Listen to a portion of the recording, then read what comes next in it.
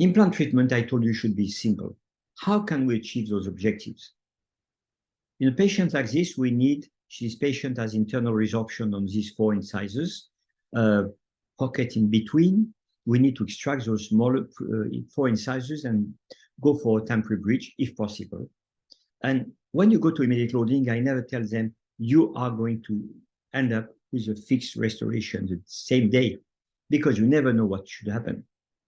And if everything go well for the surgery like that, then you can place those implants like this, stabilize those implants, and it's not enough just to look at the torque, because implant can be stabilized in the bottom and not in the rest, and this value for this torque value is not enough to be on the safe side.